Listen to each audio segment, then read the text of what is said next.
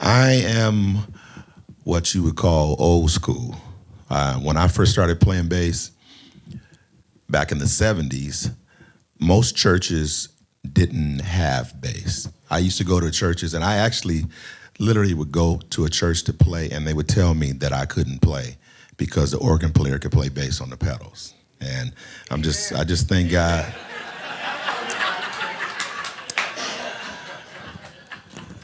But Now, we talked about this, Don. Now, come on. But now the bass player can play chords on the bass. It's on. But I just thank God I've lived long enough to see this thing, this instrument evolve and become such an integral part in church and in worship. And there are a lot of famous bass players now, and I'm just happy to have been around long enough to see it and to see the technology evolve like it has. You know, when I started, how many bass players are here? So I'm sure that a lot of people remember, like, who had an SVT cabinet, Ampeg SVT. I used to have one of those hanging out of the trunk of my car. And the head, I think it weighed like 75 pounds or something like that. And I used to have all the pedals. I still have, actually, most of the pedals that I've ever had, I still have, because I don't throw anything away. But this particular piece right here is amazing because it literally is every pedal that Boss has ever made is in here. But as musicians, you know, we're like, we stick to what we're familiar with, you know, and I started using this without, like, and I've known Corey, 15? Don't say it. A long time, like maybe 20 years so now. And since I was in junior high school. And or so you think. We were doing the McDonald's Gospel Fest back in the day, and that's when I became aware of this thing. And for me, you know, anybody that's carried heavy equipment and a lot of pedals, and I travel for a living, and so to have to be at an airport with a gigantic pedal board and then have to pay excess baggage fees on it and all that kind of stuff, that's what made me want to start grabbing hold of this new technology when I started seeing it was available. And I tell people about this pedal board because, you know, when you get it, this is what I tell people. I said, the sound that you want is in there. But the thing is, you have to find it. It's not plug and play. But most of us are just like, if I can't just plug it in and go, then I don't want to deal with it. But see, now there's so many different kind of basses. Like, you got a regular Fender Jazz bass, which is totally passive. This particular bass, which is the Andrew Gouché signature model of the MTD. Shameless plug, it's okay. This bass has an 18-volt preamp, so it's 10 times more powerful than a passive bass. So the stock settings won't work for this bass like they would work for a passive bass. But what you have to do, and it's like anything, when you get a pedal, you sit there and you work with it till you find your sound, right? Because everybody's ear is different, everybody's taste is different. And the cool thing about this, I use this thing, like, I don't go anywhere without this pedal right here. And I'm gonna just play a couple of different things. My first bank, in bank number 1, I just made that totally passive. So it's just the sound of my bass without any effects on it. I'm sorry. I like that bass. Yeah. So that's just the bass without any effect. And currently, I mean, a lot of you guys know something about me. I started out playing with Reverend James Cleveland back in the day. That's how long I've been playing.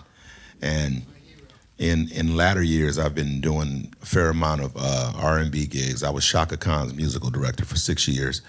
And in the last 2 years, I've been playing with Prince. And Prince loves distortion. Never in my life have I ever used distortion, because no church I ever played at wanted to hear distortion on the bass. So I had to, he likes a particular pedal that he has used down through the years, and he made me buy it. and because that was the sound he wanted. But I went into this thing, and I had the other pedal, and I realized what the sound was, and I made that sound in here. And the testament to how close it was we were in a concert. We were at the Montreux Jazz Festival, and we were sound checking, and he said, okay, let me hear the bass. And I started playing. And he said, okay, cool. He said, let me hear the distortion.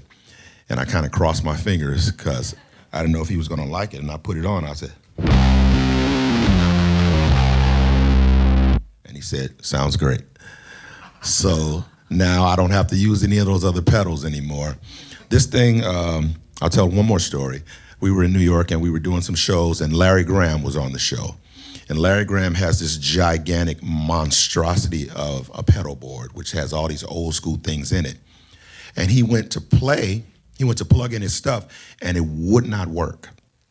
And it was buzzing, and something was something, I don't know what it was, but he couldn't get it to work. So I walked out on stage, and I took his cord out of his stuff, and I plugged it in here. And I showed him where everything was. I said, okay, this is the flat tone. I said, this is the octave. And he was like, okay, cool. I said, okay, now this is the envelope filter.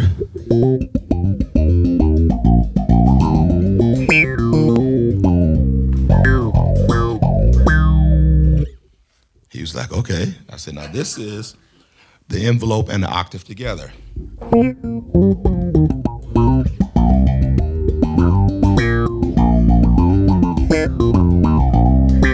And this particular one, I made myself.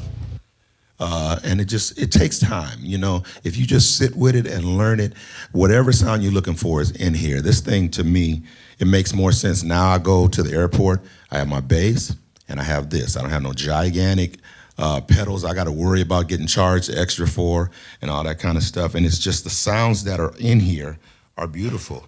If I want to get like a fretless tone.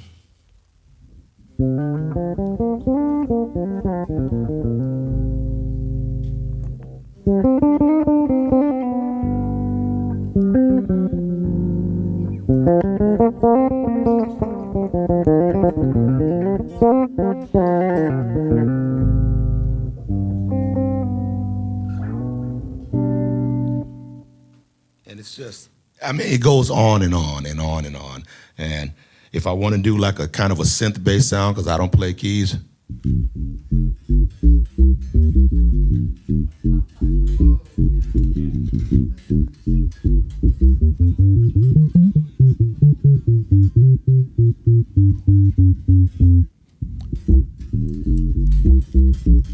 And it's just a matter, that's the octave with the direct signal turned all the way off and just the octave sound. And it's just, you know, you got to experiment it with it and find the things you like. And depending on what kind of music you play, you just got to find your sounds. And I love this thing, and I preach, you know, a lot of people see me with mine, and then they buy it, and then they go, well, hey man, I need you to show me how to use it. And I said, I can't show you how to use it because you're not me.